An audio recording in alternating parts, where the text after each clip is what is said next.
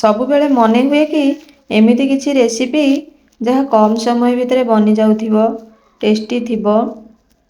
आज सेई भली रेसिपी गोटे मो वीडियो रे आपण माने पाउछंती। मु एठी पाव भाजी बनाउची। प्रथमे भाजी बनेबा लागि मु सब परिबा को काटी दउची। मोर परिवार अछि बीटी गाजर कैप्सिकम टमाटो कोबी ए सब को मु प्रथमे काटी दउची।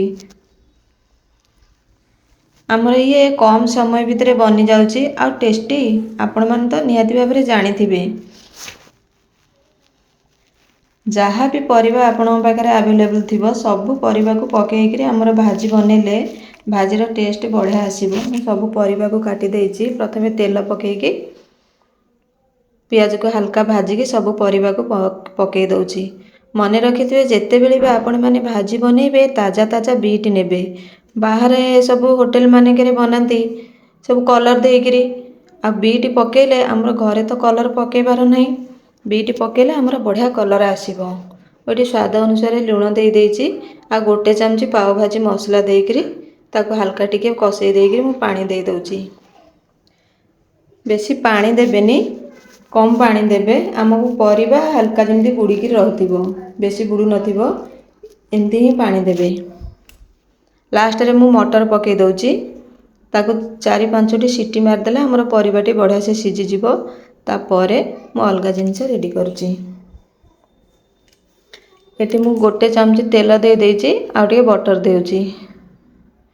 भाजी बनेला बेले बटर निहाती भाबरे पकेइबे। बटर बिना जेमती भाजी हमर अधूरा आ तार टेस्ट बढ़िया आसीबो।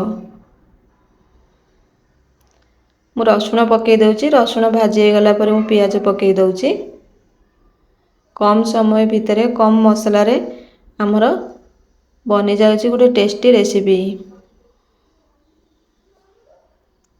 पियाज मोर भाजी आसिलानी मु पकेइ दउची कैप्सिकम। मो पाखरे जेहेतु कैप्सिकम थिला मु कैप्सिकम पकाउची। कैप्सिकम टा पकेइले बहुत टेस्टी लागिथाय। न पकेइले भी हमर एमती भी टेस्टी लागिबो। कैप्सिकम हल्का भाजी हे गलानी मु टमाटो पकेइ दउची। मते भाजी बनेबा लागे पाखापाखि 5 रु 10 मिनिट भितर मोर रेडी हे गला। कम समय भितर बनी जाउची आ सब परिबा जेहेतु अछि हमर हेल्दी तो निश्चिंत।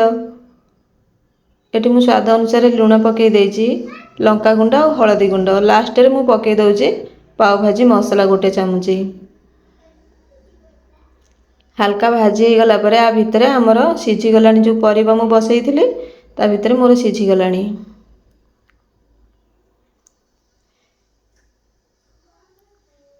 हल्का ताको कसेइकी मु सांगे सांगे पकेइ दउची। देखंतु मोर परिबाटा केते बढ़िया से सिझी जाइची आ पानी भी मोर ठीक ठाक अछि। एबेठारु केते बढ़िया कलर देखा जाउची हमर भाजीटा। सांगे सांगे मु पकेइ दउची आ एमती गोटे चपर साहाय्य रे एमती चापी चापी आपण माने देबे। चापी चापी देले से आराम रे मिसी जिवो। आ बेसी ताको मिसेइबेनी नले सॉस हे जिवो। रेडी हे गलानी एमती ही रखिबे ना बेसी मिसी थिबो हल्का टिके दरदरा थिबो एमती रखिले हमर टेस्ट बढ़िया लागिबो खाइबा को मध्ये भल लागिबो। लास्ट रे ढेर सारा धनिया पत्र आ टिके बटर मु पकेइ दउची आ लास्ट रे लेंबू। रेडी हे गला हमर भाजी। तापरे पावटा को मु टिके हल्का भाजी दउची। एमती ही बनेइकरी पाव सहित न हो रुटी सहित भी खाइले आउरी बढ़िया लागिबो। बटर टिके पकेइ दे मु धनिया पत्र पकेइ दउची आ टिके पाव भाजी मसला पकेइकी पावटा को मु सेकी दउची। बिना न सेकी भी आपण माने खाइ परिबे से बढ़िया लागिबो। टिके डबल टेस्ट पई मु पकेइ दउची। समय कम थिले आपण माने एई भली जिंस बनेइकरी खाइ परिबे।